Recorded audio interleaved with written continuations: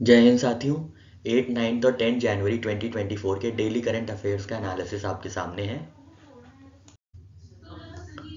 पहला क्वेश्चन आपके सामने है, the union cabinet approved signing off memorandum of understanding between India and which of the following country for hydrocarbon sector. ठीक है, hydrocarbon sector के लिए इंडिया ने किस कंट्री के साथ पार्टनरशिप की है, एमओयू साइन किया है, आपको ये बताना है। आपके ऑप्शंस हैं, पहला ऑप्शन है republic of South Africa, second option है republic of Guyana, third option है रिपब्लिक ऑफ ब्राज़ील और लास्ट ऑप्शन है रिपब्लिक ऑफ इंडोनेशिया। ठीक है, तो इन चारों में से हाइड्रोकार्बन सेक्टर के लिए इंडिया ने किसके साथ एमओयू साइन किया है, आपको ये बताना था।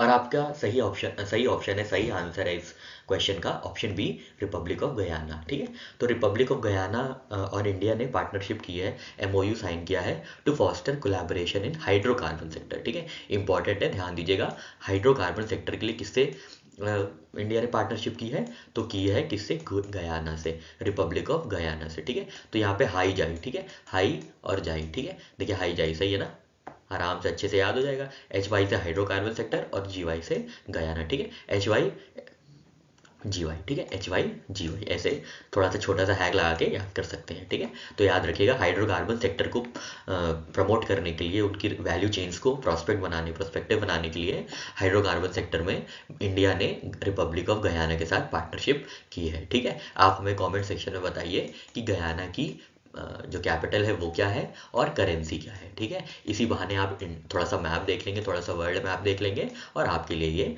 थोड़ा सा बेनिफिशियल हो सकता है। ठीक है, तो ध्यान दीजिएगा, गयाना के साथ किसके लिए पार्टनरशिप की गई है, तो जी वाई से एच वाई। ठीक है, एच वाई मतलब हाइड्रोकार्बन सेक्टर। ठीक है, हाइड्रोकार्बन सेक्टर, एच वाई जी वाई। ठीक है, जी वाई एच वाई। ठीक है, अगर आपसे पूछा जाएगा गयाना ने किसके साथ किसके लिए पार्टनरशिप की है, इंडिया और गयाना ने किस फील्ड में पार्टनरशिप की है, तो जी वाई से याद, जी वाई एच वाई। ठीक है, जी वाई से याद रखेंगे एच वाई। ठीक है, हाई गाय हाई, ठीक है, गाय हाई, तो गयाना के साथ एच वाई के लिए हाइड्रोकार्बन सेक्टर के लिए पार्टनरशिप की गई है। ठीक है साथियों, आशा करते हैं आपको ये ट्रिक समझ में आ गई होगी। बढ़ते हैं अपने नेक्स्ट करंट अफेयर की ओर। नेक्स्ट क्वेश्चन है साथियों आपके सामने, where was prasadam inaugurated in grand ceremony. ठीक है, तो प्रसादम कहाँ पे इनॉग्रेट किया गया है, आपको ये बताना है। ठीक है, प्रसादम मतलब प्रसाद, जो हम लोग भगवान की पूजा करते हैं, हम अपने इष्ट देवता की जब आराधना करते हैं उसके बाद जो हम लोग मीठा प्रसाद लेते हैं उसको प्रसादम कहते हैं। ठीक है, तो आपको ये बताना है प्रसादम कहाँ पे इनॉग्रेट किया गया है। आपके ऑप्शन है, पहला ऑप्शन है वाराणसी उत्तर प्रदेश में, सेकेंड ऑप्शन है अमृतसर पंजाब में, थर्ड ऑप्शन है पुरी उड़ीसा में और लास्ट ऑप्शन है उज्जैन मध्य प्रदेश में। ठीक है, तो प्रसादम जो इनॉग्रेट हुआ है, आपको कंफ्यूज नहीं होना है ये कि ये वाराणसी में हुआ है, ये हुआ है उज्जैन मध्य प्रदेश में। ठीक है, उज्जैन मध्य प्रदेश में जहाँ महाकाल है, ठीक है, वहाँ पे ये हुआ है। ठीक है, उज्जैन का महाकाल आप जानते होंगे, वहाँ पे 12 शिवलिंग में से एक शिवलिंग है, यहाँ पे 12 ज्योतिर्लिंग में से एक है यहाँ पे। ठीक है, तो यहाँ पे यूनियन हेल्थ मिनिस्टर जो है डॉक्टर मनसुख मांडविया, उन्होंने प्रसादम इनॉग्रेट किया है, Nations first healthy and hygienic food street. ठीक है, हाइजीनिक और हेल्दी फूड स्ट्रीट है ये, कहाँ पे, महाकाल लोक उज्जैन मध्य प्रदेश में। ठीक है, महाकाल उज्जैन मध्य प्रदेश में है। ठीक है, याद रखिएगा उज्जैन में ही ये प्रसादम खोला गया है। ठीक है, उज्जैन में जो है इनॉग्रेट किया गया, ये क्या है, ये हेल्दी और हाइजीनिक फूड स्ट्रीट है। ठीक है, हेल्दी और हाइजीनिक फूड स्ट्रीट है नेशन की। ठीक है, प्रसादम से ये नहीं कंफ्यूज हो जाना है कि थोड़ा सा संस्कृत वर्ड है, तो हो सकता है साउथ इंडिया में कहीं इसका इनॉग्रेशन हुआ हो। इसका इनॉग्रेशन जो हुआ है वो उज्जैन में हुआ है। ठीक है, कहाँ पे हुआ है, उज्जैन में हुआ है। ठीक है, कहाँ पे हुआ है साथियों, उज्जैन में हुआ है प्रसादम। ठीक है, चलिए बढ़ते हैं अपने नेक्स्ट करंट अफेयर की ओर। Who becomes the new prime minister of France appointed by president Emmanuel Macron. ठीक है, तो नए प्राइम मिनिस्टर फ्रांस के कौन बने हैं, जिनका जो अपॉइंटमेंट है वो प्रेसिडेंट इमैनुअल मैक्रोन ने किया है। ठीक है, तो आपको बताना है नए प्राइम मिनिस्टर फ्रांस के कौन बने हैं। ठीक है, आपके ऑप्शन है, पहला ऑप्शन है गैब्रियल अटल, सेकेंड ऑप्शन है निकोलस सार्कोजी, थर्ड ऑप्शन है फ्रैंकोय होलांडे और लास्ट ऑप्शन है मारीन ले पेन। ठीक है, तो आपको ये बताना है कि नए प्राइम मिनिस्टर फ्रांस के कौन बने हैं। तो साथियों इसका सही आंसर है गैब्रियल अटल। ठीक है, गैब्रियल अटल जो है नए प्राइम मिनिस्टर बने हैं, कहाँ के, फ्रांस के। ठीक है, फ्रांस के प्राइम मिनिस्टर कौन बने हैं, तो अटल बने हैं। ठीक है, अटल बने हैं। ठीक है, गैब्रियल अटल, ठीक है। तो याद रखिएगा फ्रटल, ठीक है, फ्रटल। जब भी आप ऐसे पढ़ें तो ऐसे कुछ आप खुद से जोड़ सकते हैं, आपको हमारी ज़रूरत नहीं है, आप खुद भी ऐसे ऐसे चीज़ें करके याद कर सकते हैं, ठीक है। फ्रटल, ठीक है, फ्रटल। FR से याद रखेंगे फ्रांस और अटल से याद रखेंगे गैब्रियल अटल, ठीक है, गैब्रियल अटल। तो फ्रटल, ठीक है, फ्रटल याद रखिएगा, फ्रटल यहाँ पे कीवर्ड है, ठीक है। FR से क्या है, ये फ्रांस के प्राइम मिनिस्टर बने, ठीक है। तो प्रेसिडेंट ने अपॉइंटमेंट किया है गैब्रियल अटल का as new prime minister of France. President कौन है, तो इमैनुअल मैक्रॉन साहब जो है प्रेसिडेंट है, ठीक है। ये आने वाले हैं हमारे 26 जनवरी के जो रिपब्लिक डे है उसमें ये हमारे चीफ गेस्ट होंगे प्रेसिडेंट साहब, ठीक है। तो ये क्वेश्चन जो है और इम्पोर्टेंट हो जाता है, ठीक है। तो याद रखिएगा ये सिर्फ 34 साल के हैं भाई साहब, गजब है, पॉलिटिकल करियर में इतनी जल्दी इतना बड़ा मुकाम पा लेना बहुत अच्छी बात है, ठीक है। और ये पहले गे ऑफिशियल प्राइम मिनिस्टर भी, ठीक है, ये और अच्छी बात है कि वहाँ पे जो इतना एक्सेप्टेंस है चल रहा है, ठीक है। तो याद रखिएगा जो फ्रटल है वो कहाँ के प्रेसिडेंट बने हैं, तो वहाँ वो प्राइम मिनिस्टर बने हैं तो फ्रांस के प्रेसिडेंट बने हैं, ठीक है, फ्रटल, FRATTAL, ठीक है। अटल से याद रखेंगे गैब्रियल अटल और FR से याद रखेंगे फ्रांस, ठीक है। तो ये फ्रटल याद रखिएगा तो आपको अच्छे से याद रहेगा कि अगर आपसे ये पूछा जाता है कि अटल कहाँ के PM बने हैं तो आपको याद रहना चाहिए कीवर्ड फ्रटल होता है, और शुरुआत में क्या है FR, तो फ्रांस जो है फ्रांस के ये प्राइम मिनिस्टर बने हैं, ठीक है साथियों। आशा करते हैं ये ट्रिक समझ में आ गई होगी। बढ़ते हैं अपने नेक्स्ट करेंट अफेयर की ओर। नेक्स्ट क्वेश्चन है साथियों आपके सामने, what is उग्रम introduce by DRDO in India, ठीक है। तो उग्रम क्या है आपको ये बताना है, ठीक है।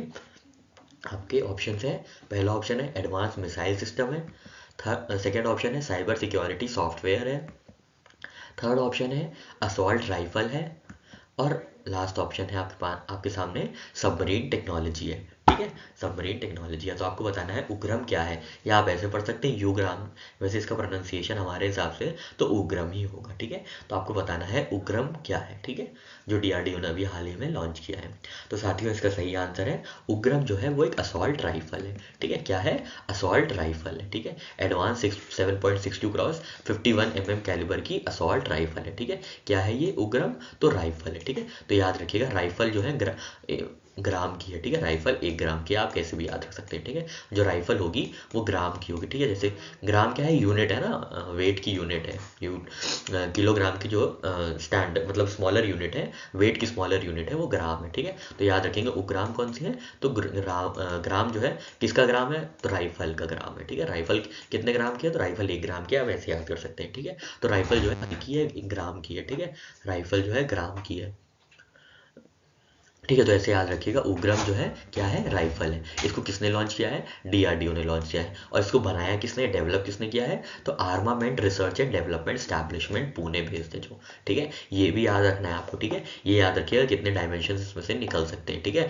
तो सबसे पहले आपको ये याद रखना है उग्रम, ठीक है। उग्रम सबसे पहले तो आप ये याद रखेंगे ग्राम में क्या होती है, तो ग्राम में होती है राइफल्स, ठीक है। राइफल्स जो ली जाती है वो ग्राम में ली जाती है, ठीक है। तो ये हो गया राइफल्स, ठीक है। तो ये किसने इंट्रोड्यूस किया है, तो ये DRDO ने इंट्रोड्यूस किया है, ठीक है।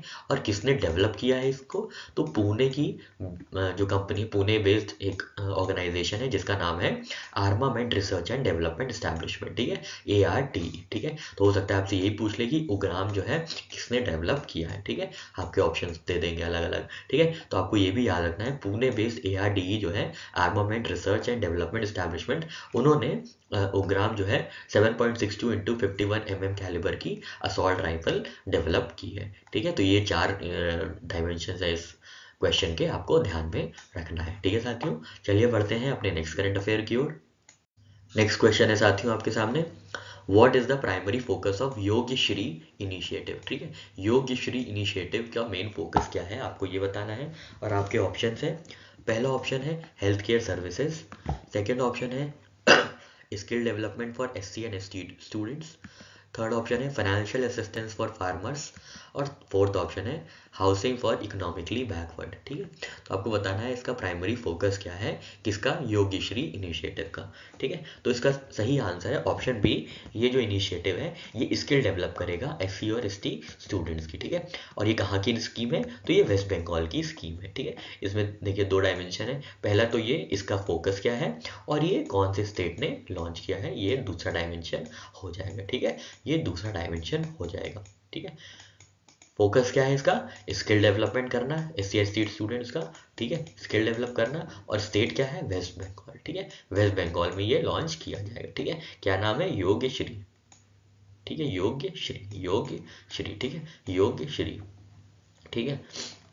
तो ये कैसे, ये इसका कैसे याद रखेंगे, योग्य बन, ठीक है, योग्य क्या बन, योग्य मतलब होता है स्किल्ड, ठीक है, योग्य मतलब होता है केपेबल, ठीक है, योग्य बन, ठीक है, बन, योग्य बन, बन से क्या है, बंगाल, ठीक है, तो बंगाल की इनिशिएटिव है, ठीक है, योग्य बन, ठीक है, योग्य बन, बोलते नहीं ना आप लोग, अपने मम्मी आपके मम्मी पापा बोलते होंगे, आपके टीचर्स बोलते होंगे, ठीक है, योग्य बन, ठीक है, योग्य बन, ठीक है, बन से याद रखेंगे बंगाल, ठीक है। और ये किसके लिए है, तो ये SC/ST स्टूडेंट्स के लिए है, जो भी वेस्ट बंगाल के हैं, उनको क्या किया जाएगा, उनको ट्रेन किया जाएगा एंट्रेंस और कॉम्पिटिटिव एग्जाम्स के लिए, ठीक है, एंट्रेंस और कॉम्पिटिटिव एग्जाम्स के लिए उनको ट्रेन किया जाएगा अंडर द स्कीम ऑफ योग्य श्री, ठीक है, योग्य बन, ठीक है, योग्य बन, ठीक है, याद रखिएगा। SC/ST स्पेसिफिक ये जो है इनिशिएटिव लिया गया है वेस्ट बंगाल में, ठीक है साथियों। आशा करते हैं आपको ये ट्रिक समझ में आ गई होगी, योग्य बन की, बन मतलब बंगाल में ये इनिशिएटिव है, और योग्य से क्या है, योग मतलब स्किल डेवलपमेंट होगा किस चीज़ के लिए, एंट्रेंस एग्जाम को क्वालिफाई करने के लिए SC/ST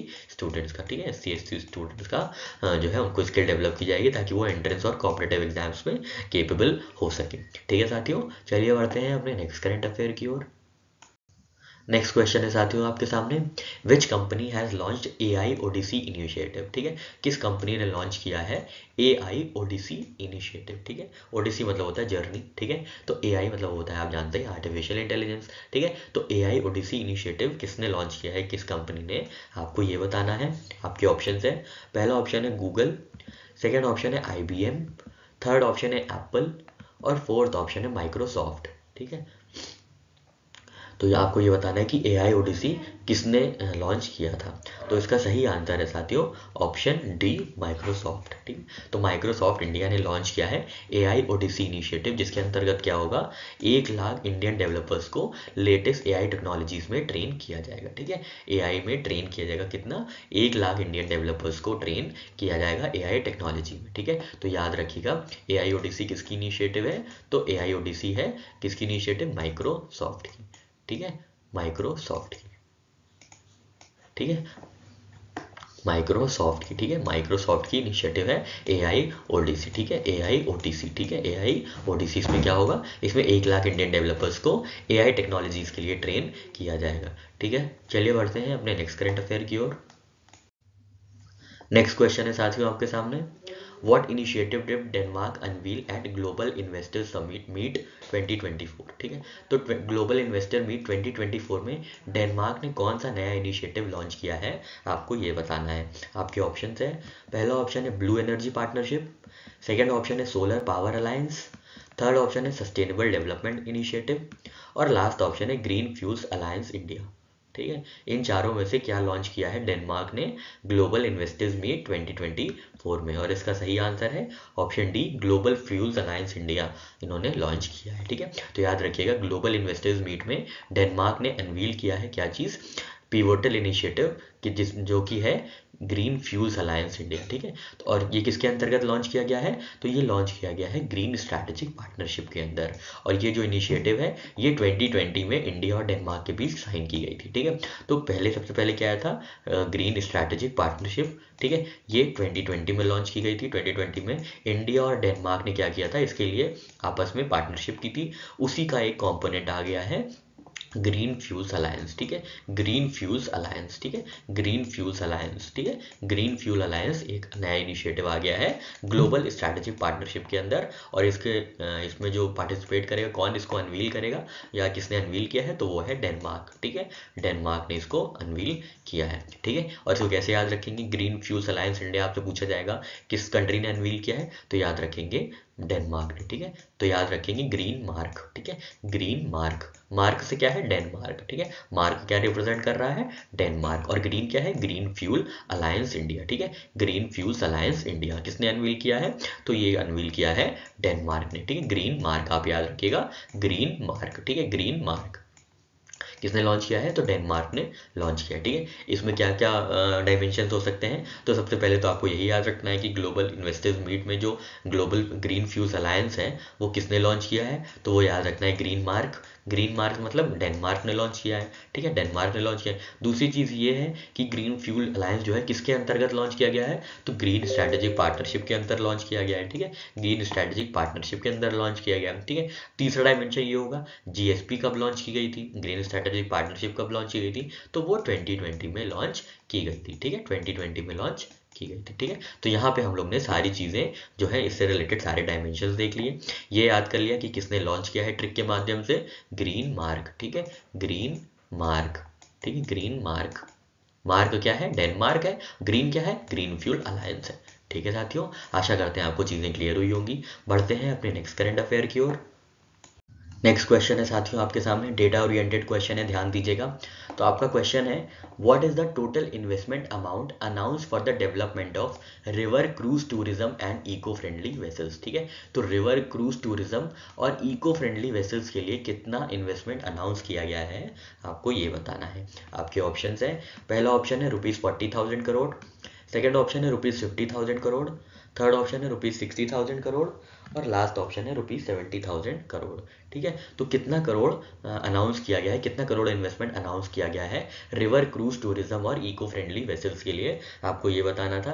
और आपके ऑप्शंस है, आपने ऑप्शंस भी देख लिए, और इसका सही आंसर है ऑप्शन सी, ₹60,000 करोड़, ठीक है। तो अभी यूनियन मिनिस्टर साहब है हमारे सर्बानंद सोनोवाल, ठीक है, उन्होंने अनाउंस किया था ₹60,000 करोड़ जो इन्वेस्टमेंट है वो किया जाएगा किसमें, development of river cruise tourism and eco friendly vessels, ठीक है। और ये कब तक किया जाएगा, तो ये बाय 2047 तक किया जाएगा, 2047 तक 60,000 करोड़ रुपए जो है खर्च कर दिए जाएंगे किसमें, रिवर क्रूज टूरिज्म और इको फ्रेंडली वेसल्स में, ठीक है। तो इसमें दो डायमेंशन है, आपको याद रखना है, रिवर क्रूज टूरिज्म में कितना इन्वेस्टमेंट होगा और कब तक होगा, ठीक है। कितना होगा, तो 60,000 करोड़, 60K करोड़, ठीक है, 60,000 करोड़ होगा, और कब तक होगा, तो 2047 तक होगा, ठीक है, 2047 तक ये होगा, किस में होगा, रिवर क्रूज टूरिज्म, ठीक है, और इको फ्रेंडली वेसल्स में, ठीक है, रिवर क्रूज टूरिज्म और इको फ्रेंडली वेसल्स में, ठीक है। कहाँ पे किस में होगा, रिवर क्रूज टूरिज्म में और इको फ्रेंडली वेसल्स में, ठीक है।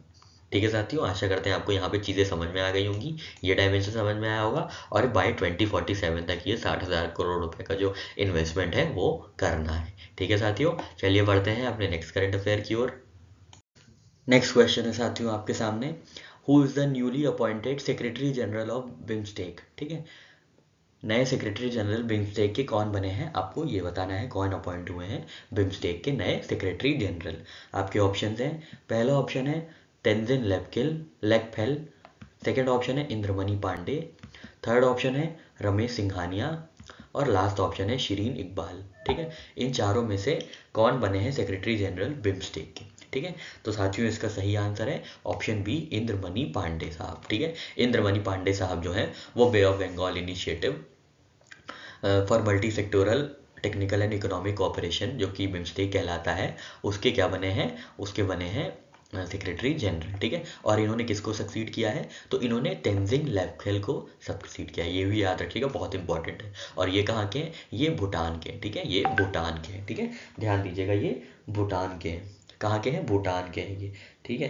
तो ये दो तीन डायमेंशन है, आप देखिएगा कि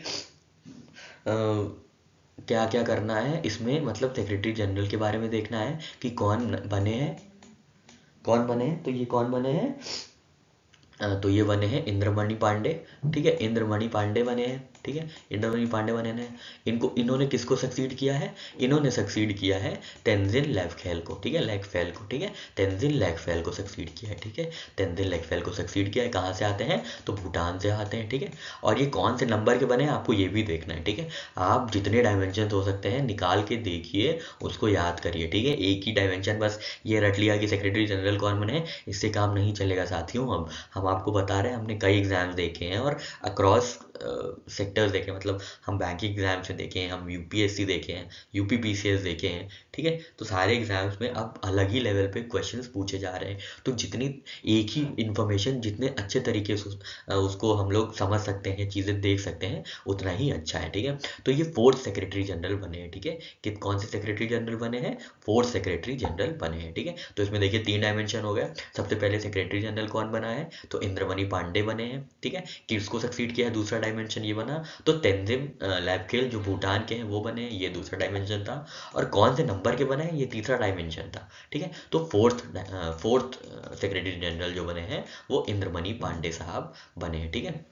इंद्रमणि पांडे साहब बने, ठीक है। इसको याद करने के लिए एक तरीका ये है, आप ऐसे याद कर सकते हैं कि बिम्स्टेक है ना, तो आप याद रखिए भीमस्टेक, ठीक है, भीमस्टेक, ठीक है। भीम कौन थे, तो आप याद रख सकते हैं कि भीम और इंद्र में लड़ाई हुई थी, ठीक है। भीम जो थे इंद्र के भाई, अरे सॉरी, अर्जुन के भाई थे, युधिष्ठिर के भाई थे। भीम और इंद्र भगवान में लड़ाई हुई थी, आप ऐसे याद रख सकते हैं, ठीक है। भीम और इंद्र में लड़ाई हुई थी, तो ऐसे याद रख सकते हैं। इंद्र जो है इंद्रमणि पांडे साहब है, ठीक है। भीम से याद रखेंगे बिम्स्टेक, ठीक है, ये देखिए BIML का, ठीक है, इसको याद रखिएगा भीम, ठीक है। भीम की किससे लड़ाई हुई, तो इंद्र से लड़ाई हुई, तो इंद्रमणि पांडे साहब जो है सेक्रेटरी जनरल बने हैं। इन्होंने किसको सक्सीड किया है, इन्होंने टेंजिन लेकफेल को सक्सीड किया है, ठीक है। इन्होंने टेंजिन लेकफेल को सक्सीड किया है। ये कहाँ से आते हैं, तो ये भूटान से आते हैं, ठीक है, ये भूटान से आते हैं, ठीक है साथियों। आशा करते हैं आपको यहाँ पे सारी चीज़ें क्लियर हुई होंगी। ये जो हमने छोटी सी एक ट्रिक बताई है कि भीम से लड़ाई हुई इंद्र की, ये समझ में आई होगी। ये जो तीन चार डायमेंशन हम लोग ने देखे यहाँ पे, वो समझ में आया होगा। अब हम लोग बढ़ते हैं अपने नेक्स्ट करंट अफेयर की ओर। नेक्स्ट क्वेश्चन है साथियों आपके सामने, who has been re elected for 5th term as prime minister of Bangladesh, ठीक है। तो बांग्लादेश की 5वीं बार प्रधानमंत्री कौन बने हैं, आपको ये बताना है, ठीक है। कहाँ के, बांग्लादेश के। कितनी बार, तो 5th टर्म, 5वीं बार। आपके ऑप्शंस हैं, पहला ऑप्शन है खालिदा जिया, सेकंड ऑप्शन है शेख मुजीबर, थर्ड ऑप्शन है शेख हसीना, और लास्ट ऑप्शन है अब्दुल हामिद, ठीक है। तो इसका आसान सा आंसर आपको पता होगा, ऑप्शन सी, शेख हसीना जो है, यहाँ पे गलत हो गया, ये देखिए शेख हसीना जो है ये गलत है, ठीक है। यहाँ पे ये गलत वो हो गया है, ठीक है। हम ही अकेले हैं, हम ही कंटेंट तैयार करते हैं, हम ही स्लाइड तैयार करते हैं, तो ये सब हमारी भूल चुके हैं, इसको माफ़ कीजिएगा, ठीक है। तो शेख हसीना जो है 5th टर्म की प्राइम मिनिस्टर बनी है, कहाँ पे, बांग्लादेश में, ठीक है। बांग्लादेश जो हमारा पड़ोसी है, वहाँ पे शेख हसीना जो है उनको री इलेक्शन, मतलब इलेक्शन हुआ था, वो री इलेक्ट हुई है 5th टर्म के लिए, ठीक है, for the prime minister, for the post of prime ministership, ठीक है। तो याद रखिएगा कि बांग्लादेश में जो है शेख हसीना का ये 5th टर्म होगा, ठीक है। ये याद रखिएगा, अब ये कौन सा टर्म होगा, तो ये 5th टर्म होगा, ठीक है, 5th टर्म होगा, ठीक है। कौन सा टर्म होगा शेख हसीना का, तो ये शेख हसीना का 5th टर्म होगा, ठीक है। शेख हसीना का 5th टर्म होगा, ठीक है। चलिए बढ़ते हैं अपने नेक्स्ट करंट अफेयर की ओर। नेक्स्ट क्वेश्चन है साथियों आपके सामने, which airport has been named as world best airport for the year 2023, ठीक है। तो वर्ल्ड का बेस्ट एयरपोर्ट फॉर 2023 किसको चुना गया है, आपको ये बताना है। आपके ऑप्शंस है, पहला ऑप्शन है Dubai international airport, second option है Heathrow airport London, third option है सिंगापुर का चांगी एयरपोर्ट, और लास्ट ऑप्शन है इंचियन इंटरनेशनल एयरपोर्ट सोल, ये कोरिया का है, ठीक है। साउथ कोरिया की कैपिटल है सोल, वहाँ पे इंचियन इंटरनेशनल एयरपोर्ट है, ठीक है। तो आपको बताना है वर्ल्ड का बेस्ट एयरपोर्ट कौन सा है 2023 में, किसको चुना गया है वर्ल्ड का बेस्ट हवाई अड्डा एयरपोर्ट, ठीक है। तो इसका सही आंसर है ऑप्शन सी, सिंगापुर का चांगी एयरपोर्ट जो है वो वर्ल्ड का बेस्ट एयरपोर्ट चुना गया है, कहाँ पे, कब, 2023 में। किसके अनुसार, तो एक एयर ट्रांसपोर्ट रिसर्च फर्म है स्काई ट्रैक्स, उनके अनुसार, ठीक है। तो स्काई ट्रैक्स के अनुसार जो बेस्ट एयरपोर्ट है वो कौन सा है, चांगी इंटरनेशनल एयरपोर्ट, ठीक है, चांगी इंटरनेशनल एयरपोर्ट, ठीक है। ये कहाँ पे है, तो ये सिंगापुर में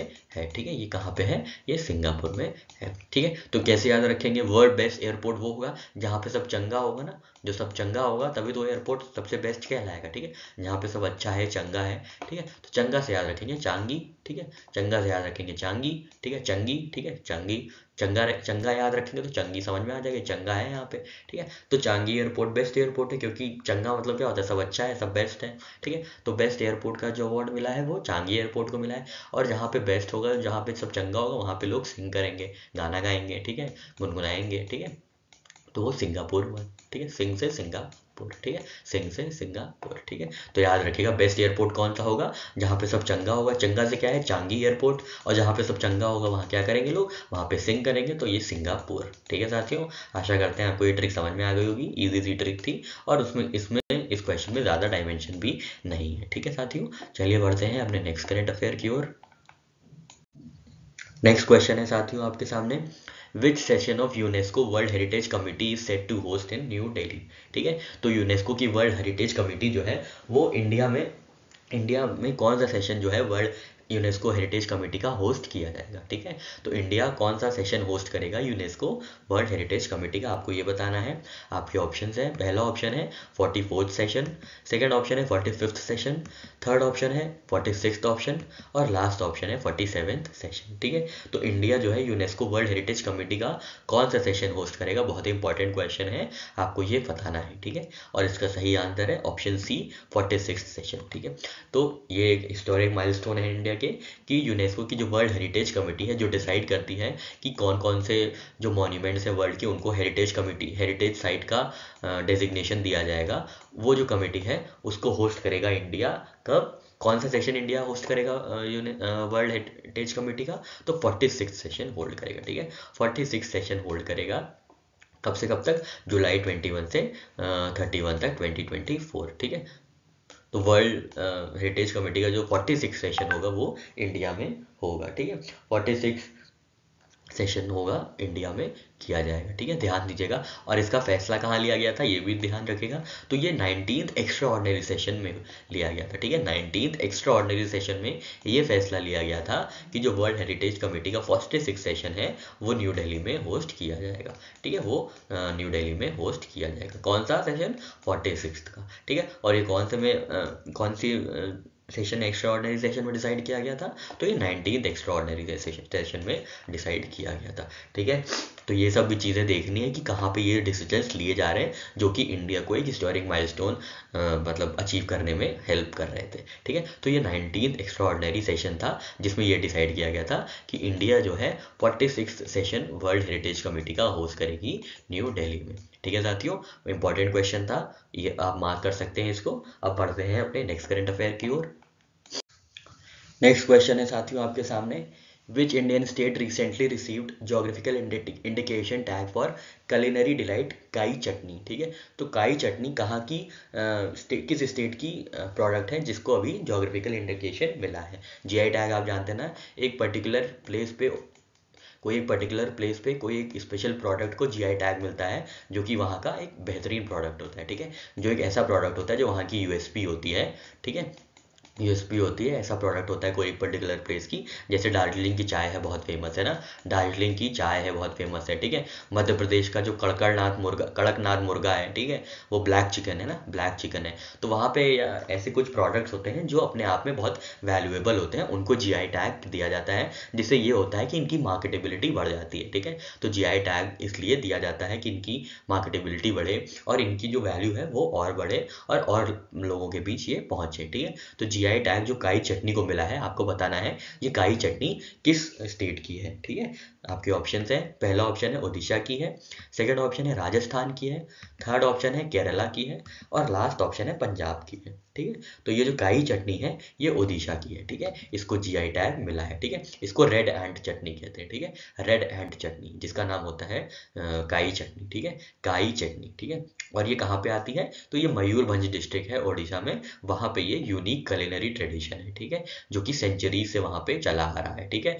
कहाँ पे, मयूरभंज, ओडिशा में एक डिस्ट्रिक्ट है मयूरभंज, वहाँ पे काई चटनी जो है एक परंपरा के तौर पे चली आ रही है बनाने का, जो इनका culinary कल्चर है ये वो चला आ रहा है सदियों से, ठीक है। काई चटनी जिसको कहते हैं रेड एंट चटनी, ठीक है। तो इसको ये कैसे बनाया जाता है, तो रेड वीवर एंट से ये चटनी बनती है, ठीक है, काई चटनी, ठीक है। याद रखिएगा काई चटनी कहाँ की है, तो काई चटनी है ओडिशा की, ठीक है, कहाँ की है, ओडिशा की है। और स्पेसिफिकली डिस्ट्रिक्ट पूछ लिया जाए तो मयूरभंज की, ठीक है, मयूरभंज की, ठीक है, मयूरभंज की, ठीक है। याद रखिएगा काई चटनी कहाँ की है, तो काई चटनी है ओडिशा की, ठीक है। तो ऐसे याद रख सकते हैं ओकाई, ठीक है, ओकाई, ओ से याद रखिएगा ओडिशा, ठीक है, ओ से क्या याद रखेंगे, ओडिशा, ठीक है, ओ से याद रखेंगे ओडिशा, ठीक है। और कोई स्टेट है नहीं जिसका नाम ओ से हो, ठीक है, तो बहुत आसानी से याद रहेगा ओकाई, ठीक है, ओकाई। काई से क्या है, काई से चटनी है जो जिसको जीआई टैग मिला है, ठीक है। और ओ से क्या है, ओ से है ओडिशा, ठीक है, ओ से है ओडिशा, ठीक है, ओ से है ओडिशा,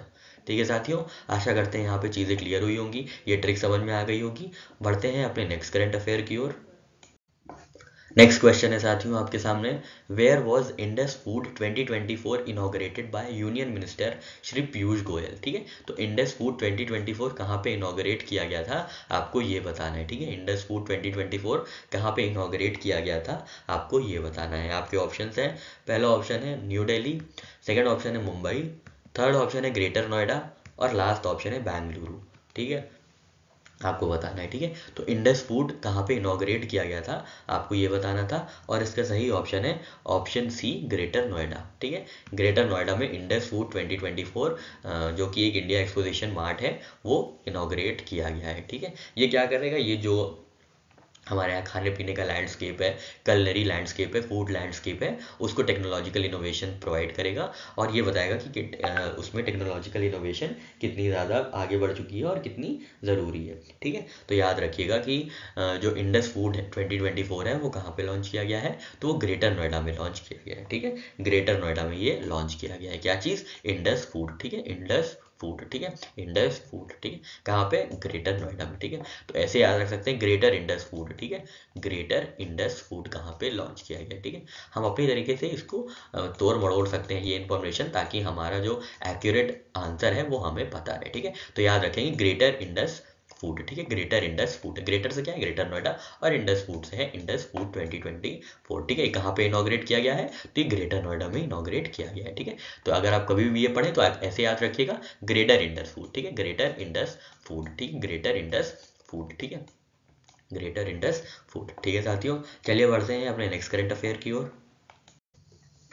नेक्स्ट क्वेश्चन है साथियों आपके सामने, विच Indian state is hosting international purple fest. ठीक है, इंटरनेशनल पर्पल फेस्ट कौन सा स्टेट होस्ट कर रहा है, आपको ये बताना है। आपके ऑप्शन हैं, पहला ऑप्शन है महाराष्ट्र, सेकेंड ऑप्शन है कर्नाटका, थर्ड ऑप्शन है गोवा और लास्ट ऑप्शन है केरला। ठीक है, इन चारों में से इंटरनेशनल पर्पल फेस्ट कौन सा इंडियन स्टेट होस्ट कर रहा था, आपको ये बताना था। और इसका सही आंसर है ऑप्शन सी, गोवा। ठीक है, गोवा में इंटरनेशनल पर्पल फेस्ट हो रहा है। ये किस लिए हो रहा है, ये एक फेस्टिवल है, किसके लिए, पर्सन्स विद डिसेबिलिटीज़ के लिए। ठीक है, पीडब्ल्यूडीज के लिए ये फेस्टिवल है। क्या नाम है इसका, इंटरनेशनल पर्पल फेस्ट। ठीक है, इंटरनेशनल पर्पल फेस्ट ये कहाँ पे हो रहा है, तो ये गोवा में हो रहा है। ठीक है, ये गोवा में हो रहा है। कहाँ पे हो रहा है, तो ये गोवा में हो रहा है। ठीक है, तो याद रखिएगा PG। ठीक है, पी से पर्पल फेस्ट और जी से जी, गोवा। ठीक है, ऐसे ही चीज़ें आप आराम से याद रख सकते हैं। ठीक है, पी से पर्पल फेस्ट और जी से गोवा। ठीक है, पी से पर्पल फेस्ट और जी से गोवा। ठीक है, पी से पर्पल फेस्ट और जी से गोवा। ठीक है, और किसके लिए हो रहा है, तो PWDs को इंक्लूसिव बनाने के लिए ये हो रहा है, पर्सन विद डिसेबिलिटीज़ की इंक्लूसिविटी के लिए, उनको और सपोर्ट करने के लिए, उनको एम्पावर करने के लिए ये जो है फेस्ट ऑर्गेनाइज किया गया था। ठीक है, कहाँ पे, गोवा में। ठीक है, तो PG याद रखेंगे, पी से पर्पल फेस्ट और जी से गोवा। ठीक है, जी से गोवा। ठीक है, कंफ्यूज नहीं होइएगा गांधी नगर में या और किसी चीज़ में। ठीक है, जी से गोवा। ठीक है, गुजरात से नहीं कंफ्यूज होना है। ठीक है, जी से गोवा याद रखना है। ठीक है, क्योंकि इंटरनेशनल फेस्ट ही कहाँ पे होते हैं, जहाँ पे थोड़ा सा मतलब यूथ वाइब होती है। ठीक है, गोवा में बहुत यूथ वाइब है। ठीक है, सब वही गोवा जाते हैं घूमने घामने। ठीक है, हम नहीं गए हैं। ठीक है, अरे हम तो क्या बताएं हम नहीं गए साथियों। ठीक है, लेकिन आप लोग को मौका मिले तो जरूर जाइएगा, क्योंकि travel is the best experience हमारे हिसाब से। ठीक है, खूब ट्रैवल करिए, पर उससे पहले खूब सफल हो जाइए। ठीक है, तब आपको ट्रैवल करने का और आनंद आएगा। ठीक है, तो याद रखिएगा कि इंटरनेशनल पर्पल फेस्ट जो है वो कहाँ पे है, वो गोवा में है। ठीक है, गोवा में हो रहा है। ठीक है, तो कैसे याद रखेंगे, PG। ठीक है, पी से पर्पल फेस्ट और जी से गोवा। ठीक है साथियों, आशा करते हैं आपको ये ट्रिक समझ में आ गई होगी। बढ़ते हैं अपने नेक्स्ट करंट अफेयर की ओर। नेक्स्ट क्वेश्चन है साथियों आपके सामने, राष्ट्रीय खेल प्रोत्साहन पुरस्कार सेरेमनी से रिलेटेड। तो आपको बताना है, which entities role in shaping the future of Indian sports is recognized during Rashtriya Khel प्रोत्साहन पुरस्कार सेरेमनी। ठीक है, तो राष्ट्रीय खेल पुरस्कार प्रोत्साहन सेरेमनी जो हुई थी, उसके अंतर्गत कौन सी दो ऑर्गेनाइजेशंस को रिकॉग्नाइज किया गया है जो कि इंडियन स्पोर्ट्स, भारतीय खेल को सपोर्ट कर रही हैं। ठीक है, तो वो कौन सी दो एंटिटीज हैं जिनको रिकॉग्नाइज किया गया है राष्ट्रीय खेल प्रोत्साहन पुरस्कार सेरेमनी में, भारतीय खेल को प्रोत्साहित करने के लिए। ठीक है, आपके ऑप्शंस है, पहला ऑप्शन है Jain deemed to be university Bengaluru, second option है Odisha mining corporate limited, third option है बोथ A and B और लास्ट ऑप्शन है नन ऑफ द अबव। ठीक है, तो इसका सही आंसर है ऑप्शन सी, राष्ट्रीय खेल प्रोत्साहन प्रोत्साहन पुरस्कार सेरेमनी में 2 अवार्ड दिए गए हैं। किसको किसको? Jain deemed to be university Bengaluru को और ओडिशा माइनिंग कॉर्पोरेट लिमिटेड को। ठीक है, तो किस किस कैटेगरी में दिए गए ये देख लेते हैं। तो जो Jain deemed to be university Bengaluru को अवार्ड मिला है वो identification and nurturing of budding और यंग टैलेंट को प्रोत्साहित करने के लिए, नए टैलेंट को, यंग टैलेंट को प्रोत्साहित करने के लिए Jain to be university Bengaluru को ये अवार्ड दिया गया है। ठीक है, तो ये बडिंग एथलीट्स को काफ़ी सपोर्ट करते हैं। ठीक है, और ओडिशा माइनिंग कॉर्पोरेट लिमिटेड में किस चीज़ के लिए मिला है? तो ये इनका जो माइनिंग कॉर्पोरेट लिमिटेड है, इन्होंने अपना CSR का जो पैसा है वो खेल के प्रोत्साहन के लिए लगाया है। ठीक है, आप जानते हैं ना कॉर्पोरेट सोशल रिस्पॉन्सिबिलिटी। ठीक है, कोई कंपनी प्रॉफिट में होती है, मतलब कोई भी इंडियन कंपनी है जो शायद 5,000 करोड़ का प्रॉफिट कमाती है या 1,000 करोड़ का टर्नओवर है जिसका पिछले 3 साल का, उसको 2% अपना प्रॉफिट का जो है CSR कॉर्पोरेट सोशल रिस्पॉन्सिबिलिटी में लगाना होता है। ठीक है, सामाजिक कार्यों में, सामाजिक उत्थान कार्यों में लगाना होता है। ठीक है, तो ये जो CSR का पैसा है ओडिशा माइनिंग कॉर्पोरेट लिमिटेड का, इन्होंने खेल को प्रोत्साहित करने के लिए, खेल को बढ़ावा देने के लिए खर्च किया था, जिसकी वजह से राष्ट्रीय खेल प्रोत्साहन पुरस्कार सेरेमनी में ओडिशा माइनिंग कॉर्पोरेट लिमिटेड को ये अवार्ड मिला है। ठीक है, Jain deemed to be university को किसके लिए मिला है? तो ये नर्चरिंग ऑफ बडिंग टैलेंट के लिए मिला है।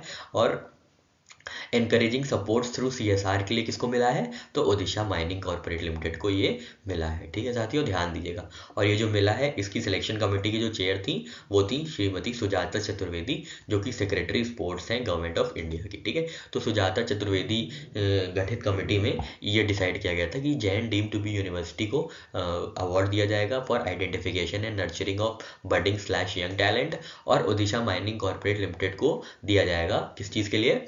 Encouragement to sports through CSR। ठीक है साथियों, आशा करते हैं चीज़ें क्लियर हुई होंगी। बढ़ते हैं अपने नेक्स्ट करंट अफेयर की ओर।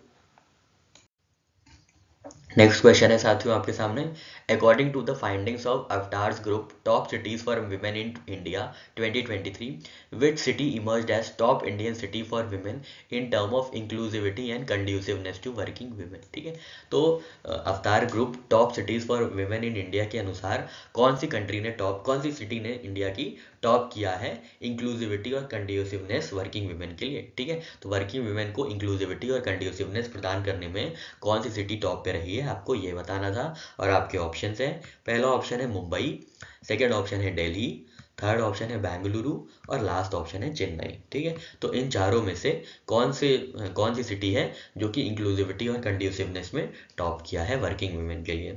तो आपका आंसर जो है उसमें है, सही ऑप्शन है वो है ऑप्शन डी चेन्नई। ठीक है, तो कैसे याद रखेंगे? जहाँ पे चीना झपटी नहीं होगी वो सबसे अच्छी जगह होगी ना वर्किंग वुमेन के लिए। ठीक है, चीना झपटी से याद रखेंगे, चीना से याद रखेंगे चेन्नई। ठीक है, चीना से याद रखेंगे चेन्नई। ठीक है, जहाँ पे चीना झपटी नहीं होगी तो चेन्नई याद रखिएगा। ठीक है, तो चेन्नई जो है इमर्ज हुई है as top Indian city for women in 2023 in terms of inclusivity and conduciveness to working women as per findings from diversity inclusivity and equity consultant Avtar groups top cities for women in India 2023।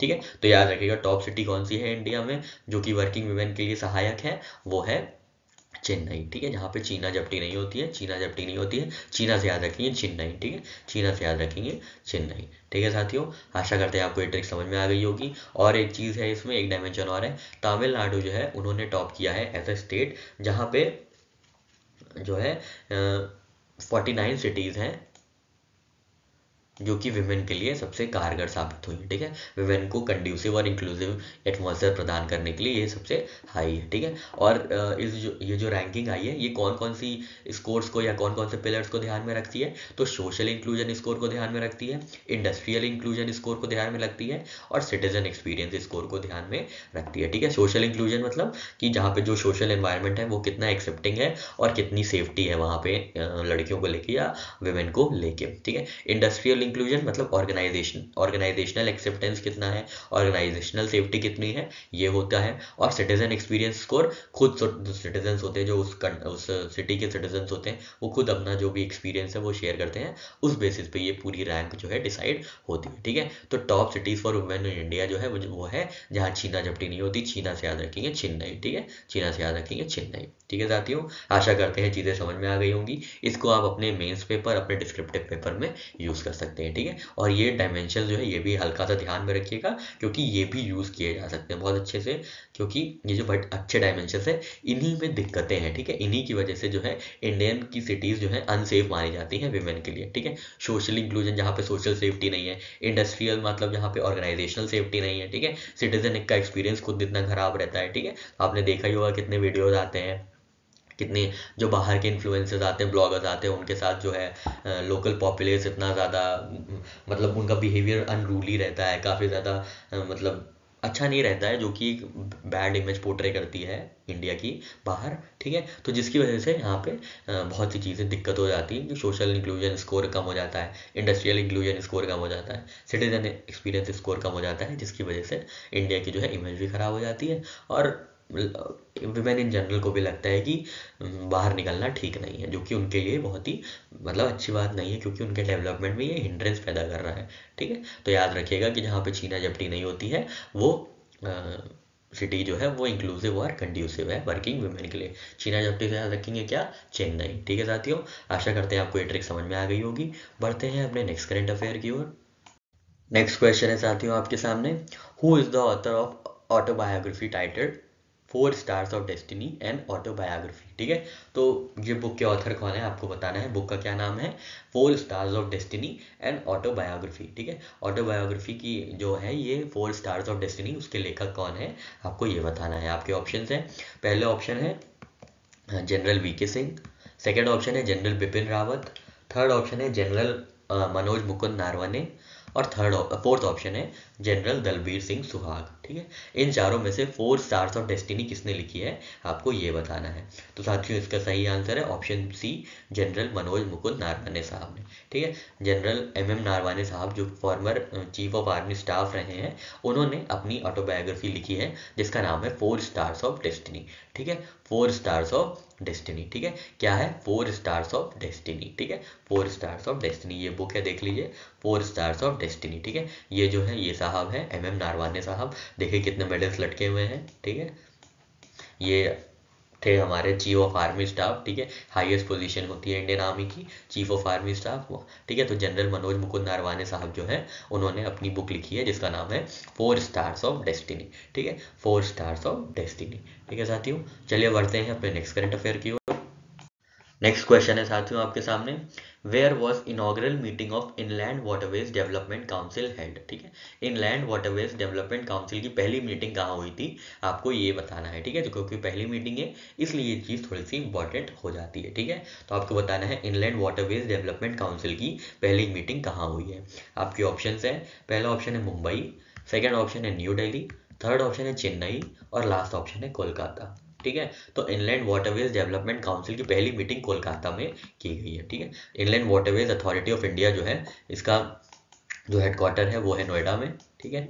Noida में इसका headquarter है, और इसकी inaugural meeting जो हुई है वो कोलकाता में हुई है, ठीक है। कोलकाता में ये हुई है, ठीक है। कहाँ पे हुई है, कोलकाता में हुई है, ठीक है।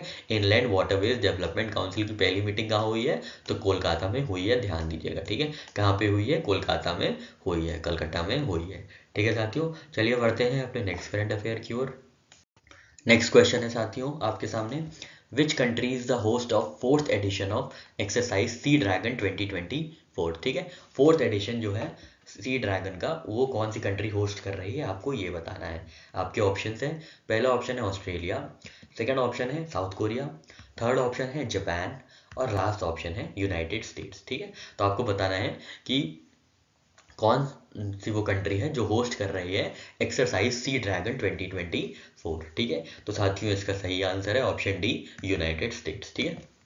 यूनाइटेड स्टेट्स जो है सी ड्रैगन होस्ट कर रही है, कहाँ पे, गुआम में, ठीक है, गुआम में, ठीक है।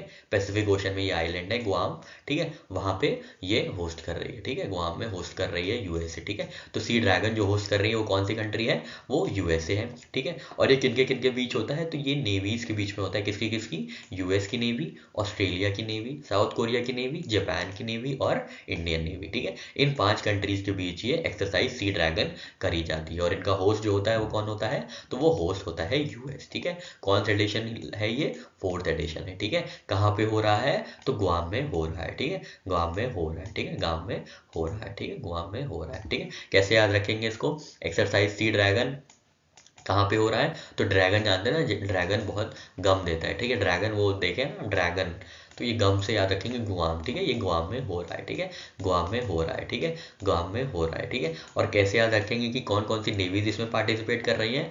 तो याद रखिएगा, ड्रैगन वाली सजा इंडिया नहीं देता, ठीक है, ड्रैगन वाली सजा SUJA नहीं देता कौन? इंडिया, ठीक है, ड्रैगन वाली पनिशमेंट या ड्रैगन वाली सजा जो है, सजा याद रखिएगा, ठीक है, सजा इंडिया नहीं देता, SUJA, ठीक है। ये क्लियर नहीं है क्या? जे, रुकिए हम सही से लिख देते हैं, ठीक है, ये जे, ठीक है, ड्रैगन वाली सजा इंडिया नहीं देता। ये क्या है, ये क्या ट्रिक है? तो ये जो कंट्रीज पार्टिसिपेट करती हैं इसमें, उसकी ट्रिक है, ठीक है। ड्रैगन से याद रखेंगे एक्सरसाइज 3 ड्रैगन, और ड्रैगन के साथ क्या है? ड्रैगन क्या करता है? ड्रैगन वाली सजा इंडिया नहीं देता, ठीक है। तो जो पहली कंट्री है वो है इंडिया, हमारी प्यारी भारत, ठीक है। ए से कौन है? ए से ऑस्ट्रेलिया, जे से जापान, यू से US और एस से साउथ कोरिया, ठीक है। और US जो है ये इसका होस्ट है, ठीक है। तो अगर आपको याद रखा कि सजा ड्रैगन वाली सजा इंडिया नहीं देती, तो आप इसमें से यू देख लेंगे कि यू जो है ये होस्ट करता है सी ड्रैगन 2024 को, ठीक है। इरेज कर देते हैं, एक बार फिर से बताते हैं आपको कि जो सजा है, ड्रैगन वाली सजा इंडिया नहीं देता, ठीक है। ड्रैगन से क्या याद रखेंगे? ड्रैगन मतलब होता है सी ड्रैगन 2024, सजा क्या है? SUJA, ठीक है, SUJA, ठीक है। एस से क्या मतलब है? एस से मतलब है साउथ कोरिया, ठीक है। यू से क्या मतलब है? यू से मतलब है यूनाइटेड स्टेट्स। जे से क्या है? जे से है जापान। और ए से क्या है? ए से है ऑस्ट्रेलिया, ठीक है। और सजा कौन नहीं देता? तो इंडिया नहीं देता। और इंडिया भी इस एक्सरसाइज सी ड्रैगन में पार्टिसिपेट करता है। और कौन होस्ट है? तो यू होस्ट है, ठीक है, यू होस्ट है, ठीक है। कौन सा एडिशन है? 4th एडिशन है, ठीक है साथियों। तो यहाँ पे हम लोग ने सारे डायमेंशंस देख लिए। और ये कहाँ पे हो रहा है? जब सजा नहीं मिलती तो गम भी नहीं होगा, ठीक है। जब सजा नहीं मिलती तो गम नहीं होगा। गम से क्या है? गम मतलब गुआम, ठीक है, गम मतलब है गुआम, हाँ, जो कि यूनाइटेड स्टेट्स का पार्ट है और यूनाइटेड स्टेट्स इसको होस्ट कर रहा है, ठीक है। आशा करते हैं आपको ये सारी चीज़ें समझ में आ गई होंगी, ये सारी ट्रिक समझ में आ गई होगी। बढ़ते हैं अपने नेक्स्ट करंट अफेयर की ओर। नेक्स्ट क्वेश्चन है साथियों आपके सामने, which country's airport is set to host the aviation event wings India 2024, ठीक है। तो कौन सी सिटी का एयरपोर्ट जो है होस्ट करेगा विंग्स इंडिया 2024? आपको ये बताना है। आपके ऑप्शन हैं, पहला ऑप्शन है मुंबई, सेकंड ऑप्शन है दिल्ली, थर्ड ऑप्शन है हैदराबाद और लास्ट ऑप्शन है बेंगलुरु, ठीक है। तो कौन सी सिटी का एयरपोर्ट जो है वो होस्ट करेगा विंग्स इंडिया 2024 को, आपको ये बताना था। और आपका इसमें सही आंसर है ऑप्शन सी, हैदराबाद, ठीक है। हैदराबाद का बेगमपेट एयरपोर्ट है, ठीक है, बेगमपेट एयरपोर्ट है जो कि होस्ट करेगा विंग्स इंडिया 2024 को, ठीक है, विंग्स इंडिया 2024 को होस्ट करेगा। और ये जो इवेंट है ये ऑर्गेनाइज करा जाएगा मिनिस्ट्री ऑफ सिविल एविएशन और federation of Indian chambers of commerce and industry द्वारा, ठीक है।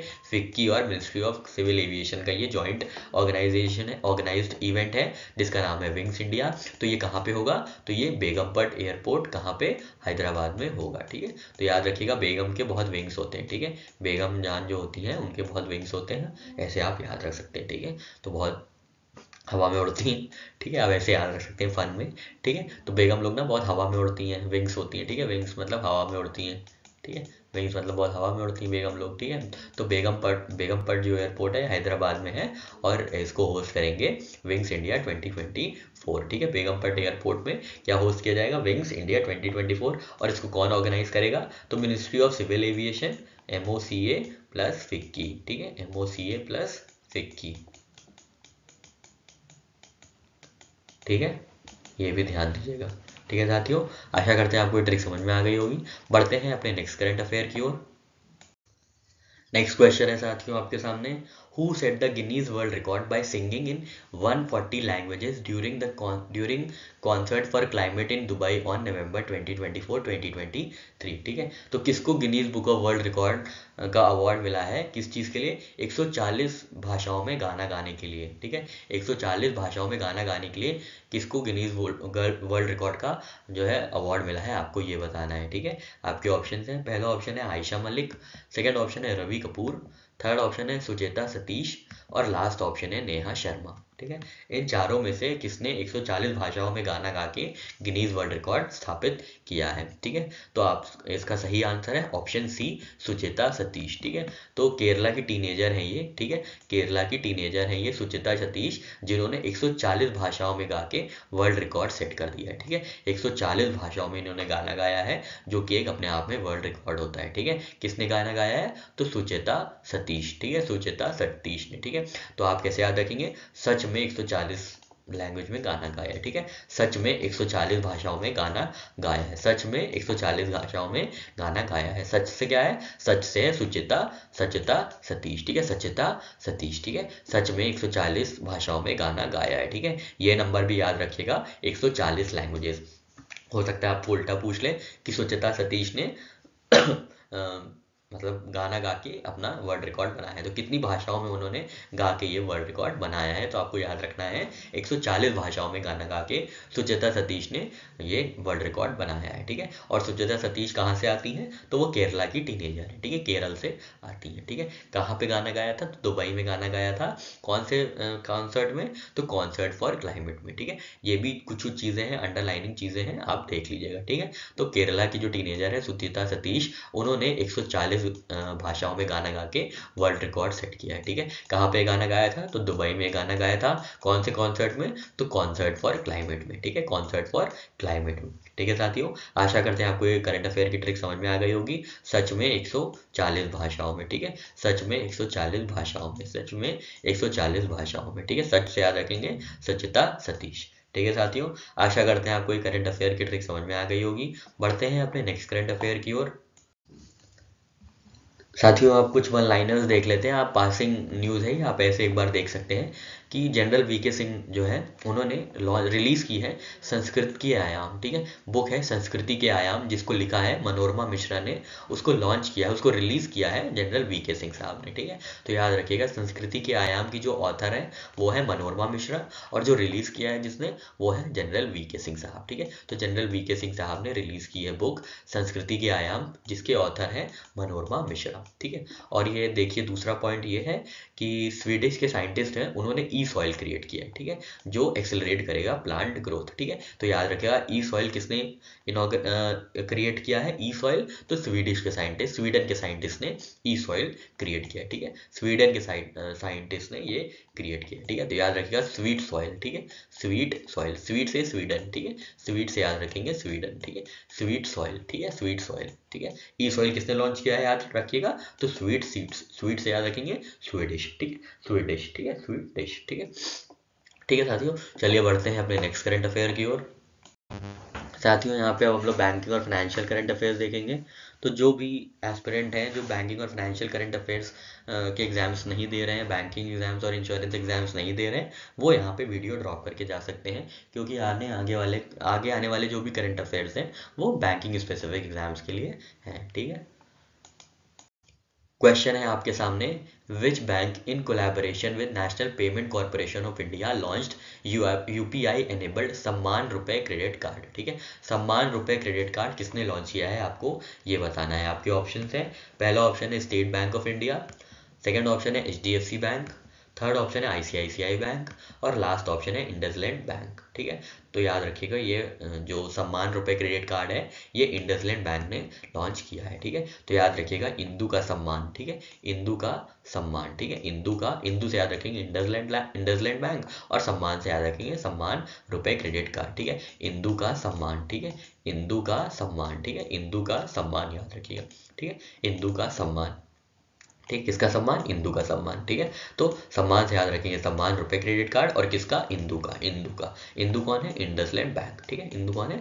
IndusInd bank. ठीक है, या आप ऐसे भी याद रख सकते हैं आईएनडी मतलब इंडिया का सम्मान। ठीक है, आईएनडी का सम्मान। ठीक है, आईएनडी का सम्मान। ठीक है, आईएनडी से कौन है? IndusInd bank. ठीक है साथियों, आशा करते हैं आपको ये ट्रिक समझ में आ गई होगी। बढ़ते हैं अपने नेक्स्ट करंट अफेयर की ओर।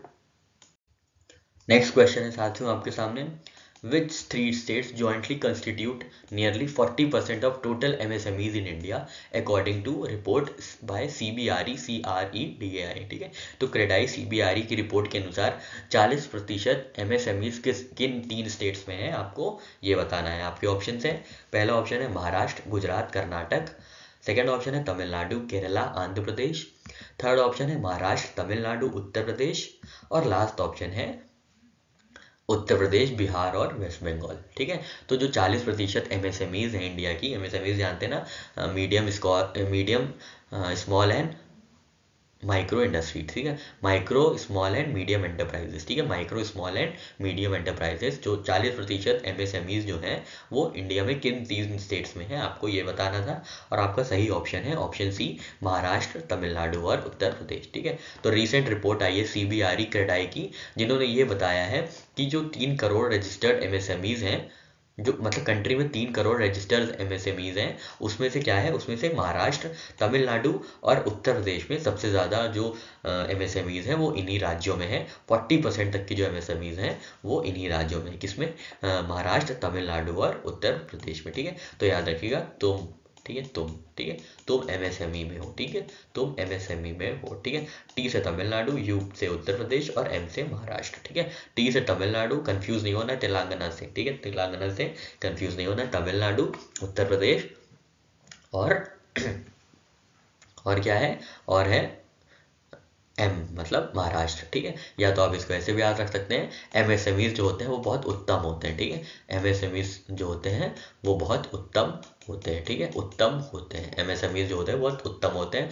तो उत्तम से यूटी से याद रखेंगे उत्तर प्रदेश, टीए से याद रखेंगे तमिलनाडु, टीए से मतलब तमिल, TAIML, और एम से याद रखेंगे महाराष्ट्र। ठीक है, एम से क्या याद रखेंगे, महाराष्ट्र। और यूटी से याद रखेंगे उत्तर प्रदेश, UTTAR होता है ना स्पेलिंग। ठीक है, उत्तर प्रदेश। ठीक है, उत्तर प्रदेश। तो याद रखिएगा कि उत्तम एमएसएमईज, ठीक है, उत्तम एमएसएमईज जो है वो उत्तम है। ठीक है, एमएसएमईज जो है वो उत्तम है। यूटी से याद रखेंगे उत्तर प्रदेश, टीए से क्या याद रखेंगे, टीए से याद रखेंगे तमिलनाडु, और एम से क्या याद रखेंगे, एम से याद रखेंगे महाराष्ट्र। ठीक है, तो इन चारों में 40% जो है एमएसएमईज इंडिया की है। ठीक है, टोटल एमएसएमईज कितनी है इंडिया में, तो 3 करोड़ लगभग टोटल रजिस्टर्ड एमएसएमईज हैं। ठीक है, CBRE क्रेडाई रिपोर्ट के अनुसार। ठीक है साथियों, आशा करते हैं आपको ये ट्रिक समझ में आ गई होगी। बढ़ते हैं अपने नेक्स्ट करंट अफेयर की ओर।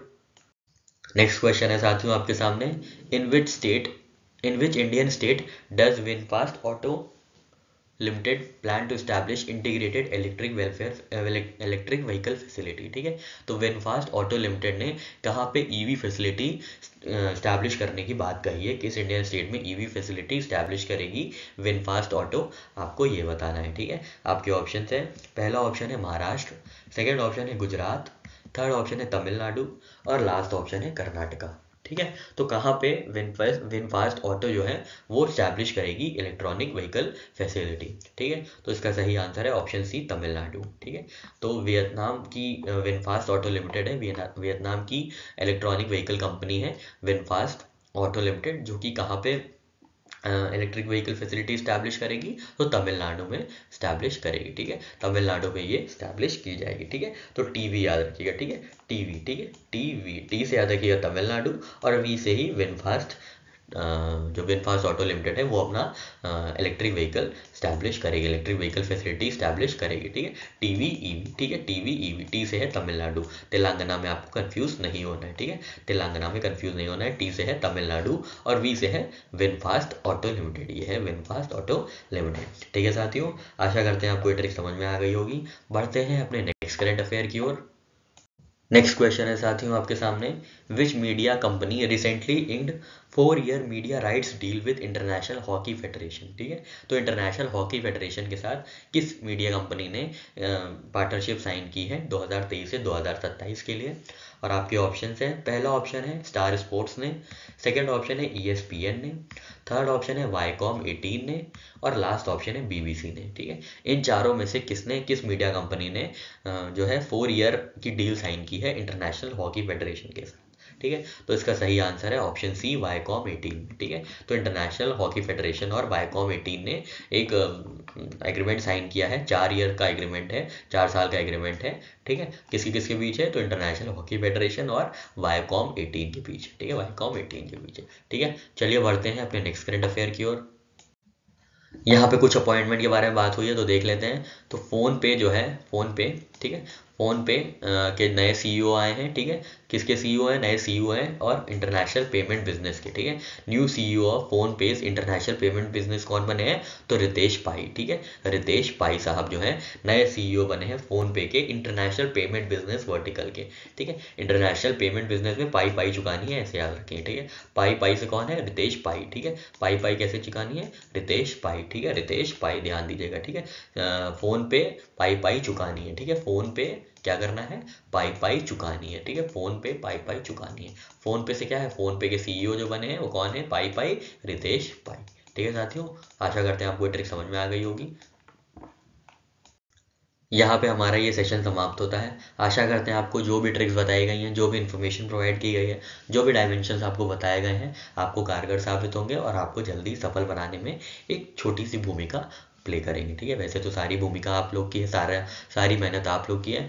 हम लोग जो होते हैं, कोचिंग मटेरियल जो होती है, कोचिंग्स होते हैं, मेंटर्स होते हैं, वो थोड़ा सा बस गाइडेंस देते हैं, ठीक है। बाकी 99% जो मेहनत है वो आप लोग की है, ठीक है। तो बस यही एक मोटिव के साथ कि थोड़ा बहुत आपके सक्सेस में हेल्प हो जाए, इसीलिए ये वीडियो बनाया जाता है, इसीलिए ऐसे कंटेंट तैयार किए जाते हैं, ठीक है। बाकी आप लोग खूब मेहनत करिएगा, जल्द से जल्द इसी साल हो सके तो नौकरी में लग जाइएगा, ठीक है साथियों। इसी आशा के साथ हम लोग कल फिर मिलेंगे अपने नए करंट अफेयर्स के एनालिसिस के साथ।